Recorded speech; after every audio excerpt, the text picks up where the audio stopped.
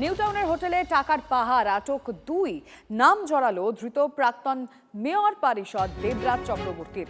গোপন সূত্রে খবর পেয়ে নিউটাউনের হোটেলে হানা দেয় বিধাননগর পুলিশ কমিশনারেটের ডিডি সাইবার ক্রাইম এবং নিউটাউন টেকনো সিটি থানার পুলিশ।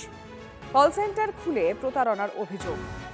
সেই আর্থিক প্রতারণার টাকা নিরাপত্তা সংস্থার গাড়িতে ওই হোটেলে আসত বলেই পুলিশ সূত্রে খবর। হাওয়ালার মাধ্যমে বিদেশে পাচার হতো টাকা। আর এই টাকা প্রাক্তন তৃণমূল বিধায়ক অদিতি মুন্সি ও তার স্বামী দেবরাজ চক্রবর্তীর। অভিযোগ রাজারহাট নিউটাউনের বিজেপি বিধায়ক Piyush কানোরিয়ার। UEN Jaipur is a perfect target for prospective students aspiring for good jobs, good education with future-ready skills. Bidhannagar police কমিশনারেটের ডিডি সাইবার ক্রাইম এবং নিউটাউন টেকনোসিটি থানার পুলিশের যৌথ অপারেশন চলছিল একেবারে সোমবার দুপুর থেকেই। এবং এই যে বাড়ি নিউটাউন সংলগ্ন এলাকার এই বাড়ি থেকে বিপুল পরিমাণে টাকা উদ্ধার হয়েছে বলেই পুলিশ সূত্রে জানা যাচ্ছে। পাশাপাশি এখন প্রায় ভোররাত এবং এই ভোররাতেই এখানকার যে সমস্ত যারা এখানে ছিলেন তার মধ্যে 6 জন পুরুষ এবং 1 জন মহিলা, তাদেরকে ইতিমধ্যেই আটক করা হয়েছে, আটক করে নিয়ে যাওয়া হচ্ছে। এবং এই যে বাড়ি ছিল সেই বাড়ি একেবারে এখানে যে গাড়িগুলি ছিল সেই গাড়িগুলিকেও যেমন নিয়ে যাওয়া হয়েছে, তেমনি বাড়িতেও একেবারে সিলের নোটিশ করে দেওয়া হয়েছে। পাশাপাশি একেবারে যে গেট রয়েছে সেই গেটও কিন্তু পুলিশের তরফ থেকে সিল করে দেওয়া হয়েছে।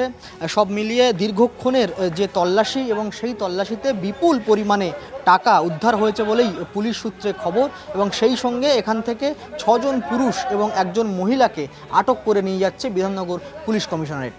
ক্যামেরা দেবব্রতের সঙ্গে আব্দুল আজিজ, TV9 বাংলা, নিউটাউন।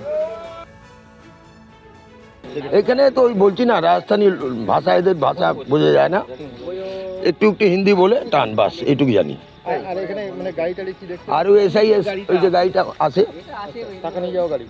ওটা কি থাকে ট্যাঙ্কে আমরা জানি না, কিন্তু গাড়ি আসে, ও ভিতরে ঢুকে ট্যাঙ্কি নামতে দেখেছি, বাস। ছাদে আমরা তো ডিউটি করি। একটু আজকে দেখলাম পুলিশ দুপুরবেলা রেড করেছে। তারপরে কথা কানে কানে শুনছি। একবার উনাকে জিজ্ঞেস করলাম তো বললো হ্যাঁ কোনো ঘটনা তো অতি অবশ্য আছে। স্থানীয় বিধায়ক পাশে বিধায়কের বর, সঙ্গে পশ্চিমবঙ্গে যুবরাজ, তাদের মিলিত টাকা মানুষকে বোকা বানিয়ে গেমিং অ্যাপের নাম করে টাকাগুলো ঘোরাবার চেষ্টা করছিল। এতদিন ধরে ভাবছিলাম কোথায় দিয়ে টাকা ঘুরছে, কি হচ্ছে খুঁজে পাচ্ছিলাম না। আজকে পুলিশ জায়গাটা খুঁজে পেয়েছে, পুলিশকে অনেক ধন্যবাদ জানাবো, সাধুবাদ জানাবো। জনগণের যে টাকা হরিলুট হয়েছে সেই টাকাগুলো আজ উদ্ধার হওয়ার জায়গা পাওয়া গেছে, সূত্র পাওয়া গেছে। এই টাকা আজ থেকে না, গত 2 মাস ধরে ঘুরছে।